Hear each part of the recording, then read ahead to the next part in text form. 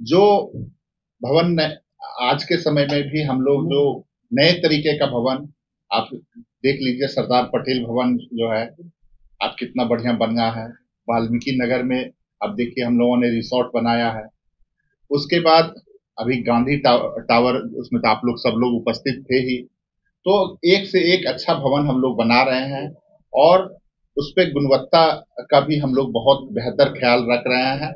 और भवन को मेंटेनेंस के हिसाब से रखा जाए, उसको जो है उसकी साफ सफाई, उसको उसका रंग रोगन, उसको किस तरह से दुरुस्त रखा जाए, उसका भी हम लोगों ने नई पॉलिसी बनाकर उसको भी हम लोग कर रहे हैं।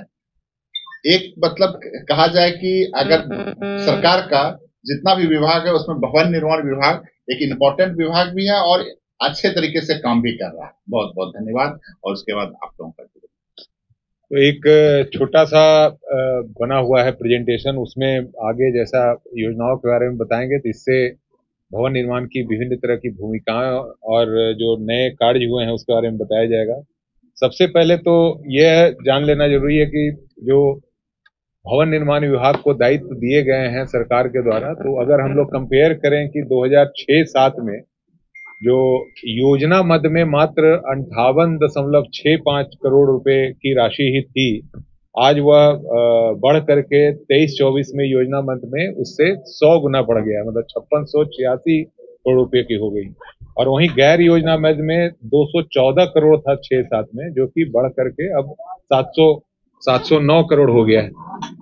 तो ये एक तो सबसे अच्छी बात है कि योजना मद में 100 गुने की वृद्धि हुई है और गैर योजना मद में मात्र 3 गुने की वृद्धि हुई है। इसका मतलब है कि जो सरकार की योजनाएं हैं उसको एक योजनाबद्ध तरीके से उसका क्रियान्वयन कराया जा रहा है और नए असेट बनाए जा रहे हैं, न केवल मेंटेनेंस के ऊपर बल्कि असेट नए क्रिएशन पर ज्यादा जोर है, जिसके कारण इसमें वृद्धि हुई है।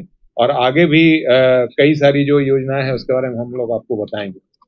सबसे पहले तो हम लोग जो पटना की अगर बात करें, पटना राजधानी क्षेत्र की, तो हम लोग जो नेहरू के पथ पर चलते हैं तो उसी में आप लोग देखेंगे कि बहुत सारे नए स्ट्रक्चर्स आए हैं, क्योंकि यहाँ पर जो राजधानी क्षेत्र है उसमें सबसे पहले सरदार पटेल भवन बना है, जो इसमें भूकंप रोधी स्ट्रक्चर बनाया गया है और बड़े से बड़े भूकंप आने पर भी इसमें कार्यालय चलाते रहने की क्षमता है, जिसमें आपदा प्रबंधन विभाग, आपदा प्रबंधन प्राधिकरण, पूरा पुलिस मुख्यालय, गृह विभाग इसमें चलाए जा रहे हैं।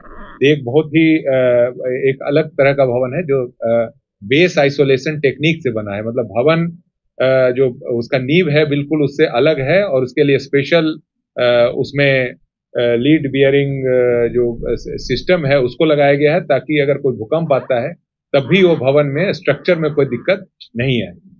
वहीं फिर आगे आप बढ़ेंगे तो जो विश्वेश्वरैया भवन है, विकास भवन है, उसका भी जीर्णोद्धार कराया गया है और अब उसमें आकर्षक लाइटिंग की व्यवस्था की गई है। उससे पूरा जो अटल पथ है और नेहरू पथ है उसका पूरी जो सौंदर्य है वो बिल्कुल अलग दिखता है। तो एक बड़ी अच्छी चीज उसमें ये हुई है। उसमें फसाड का चेंज तो किया ही गया है। अंदर में पार्किंग की भी व्यवस्था नहीं थी, बहुत सारे छोटे मोटे भवन बने हुए थे, उन सबको भी हटा करके पूरा अंडरग्राउंड पार्किंग की व्यवस्था की गई है। उसके ऊपर पार्क की व्यवस्था की गई है, सोलर से एनर्जी की उसमें व्यवस्था की गई है, ताकि वो सस्टेनेबल जो भवन का निर्माण है सस्टेनेबल हो।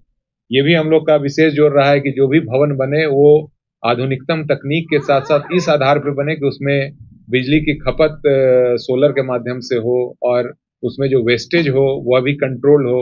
इसके लिए सभी भवनों में एसटीपी और डब्ल्यूटीपी का भी प्रोविजन किया जा रहा है।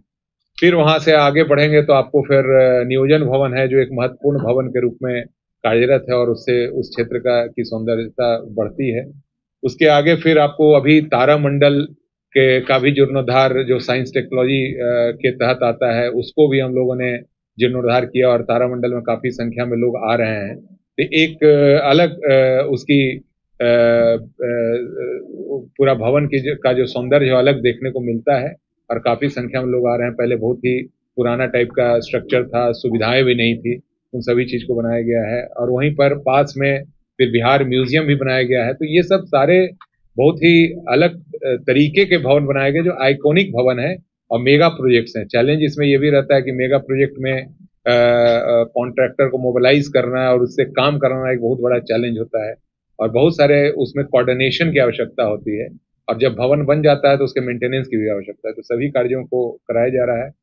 उसके बाद आप आगे बढ़ेंगे तो इधर हाल में ही वरीय पदाधिकारी आवास शास्त्री नगर का निर्माण किया गया है, जिसमें पदाधिकारियों के रहने की व्यवस्था की गई है। पहले बहुत ही पुराने, लगभग 50-60 पुराने भवन थे और साथ में एक आम लोगों के लिए भी एक योग केंद्र खोला गया है। मुंगेर एक बहुत ही बड़ा केंद्र रहा है बिहार का योग के लिए, विश्व स्तरीय उसमें योग पीठ है मुंगेर में। तो उन्हीं का एक ब्रांच यहाँ पर खोला गया है, जिसके लिए भवन घर के लिए ग्रोसरीज की जरूरत हो या चाहिए फल और सब्जी, डेयरी या बेकरी प्रोडक्ट्स चाहिए या beverages, snacks and branded foods चाहिए हो या ब्यूटी प्रोडक्ट्स, अब इनके लिए अलग अलग दुकानों की तलाश हुई खत्म, क्योंकि रांची में खुल गया है केस्टो मार्ट, जो रखे आपका और आपके बजट का ख्याल।